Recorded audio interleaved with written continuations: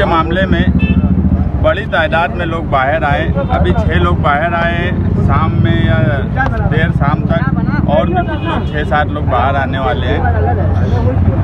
ये मालेगांव शहर के लिए बहुत खुशी की बात है कि जामीन का सिलसिला जो इक्का दुक्का जारी था उसमें अब बड़ी तादाद में लोग छूट रहे हैं। और हमारी कोशिश यही है, अब्दुल अजीम खान साहब की जो लीगल टीम है वो मुसलसल यही कोशिश कर रही है कि यार जितने लोग हैं, हम पहले ये कोशिश में थे कि रमज़ान से पहले सब लोग बाहर आ जाए, मगर एक बड़ी तादाद इंशाअल्लाह रमज़ान से पहले बाहर आ गई है।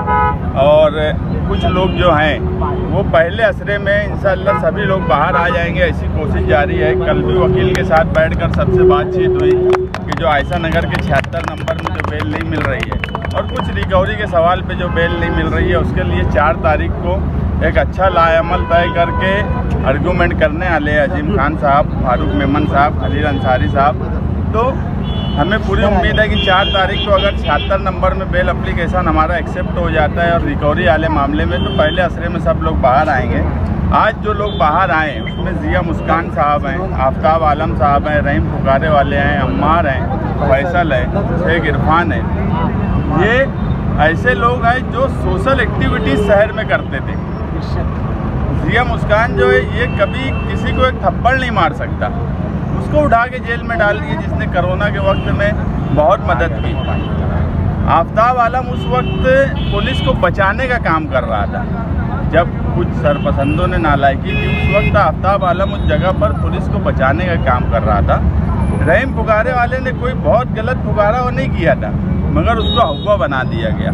एक मीडिया का जिम्मेदार अम्मार, ऐसी कोई बात उसके चैनल से भी नहीं हुई। वो तो एक पढ़ा लिखा नौजवान लड़का है, 4.5 महीना उसको जेल में डाल दिए।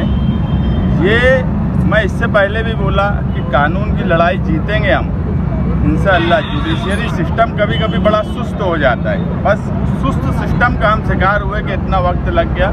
और हमारे कुछ साथी जो है वो अंदर है, कुछ वक्त में वो भी बाहर आ जाएंगे। मगर अवाम की अदालत में जब फैसला होता है तो बहरहाल वो फैसला देरपा महसूस होता और उसके असरात पड़ते हैं। मालेगांव शहर कभी जुल्म नाइंसाफ़ी बर्दाश्त नहीं किया, और जो भी जुल्म नाइंसाफ़ी करें सरकारी एजेंसियां, उनसे हर हाल में हिसाब किताब लिया जाएगा। जब भी सब लोग बाहर आएंगे, हम इसलिए आज उस मामले में कुछ नहीं बोलते कि हमारे बहुत से सैकड़ों साथी अभी भी जेल में हैं।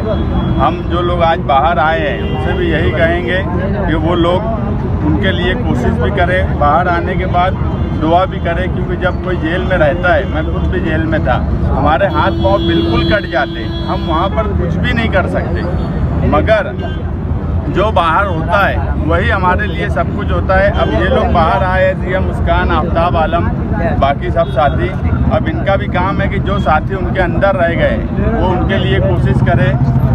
जनता दल की सदर शान हिंद पहले दिन से सब लोगों के लिए कोशिश कर रही है। आज भी उसका आधे से ज़्यादा वक्त जो है वो कोर्ट में ही जाता है। और मैं यही बोलूँगा कि तमाम ही लोगों को अल्लाह का शुक्र अदा करें, जो वकीलों ने आपके लिए मेहनत की है उनके लिए दुआ करें, और जो साथी हमारे अंदर अभी बंद हैं उनके लिए दुआ भी करें, और मेरे साथ में लगकर उनके लिए कोशिश भी करें। अगर रमज़ान लग भी जाता है तो आप लोग मेरे साथ आइए, उनके लिए हम जो भी मदद कर सकते हैं वो मदद करेंगे।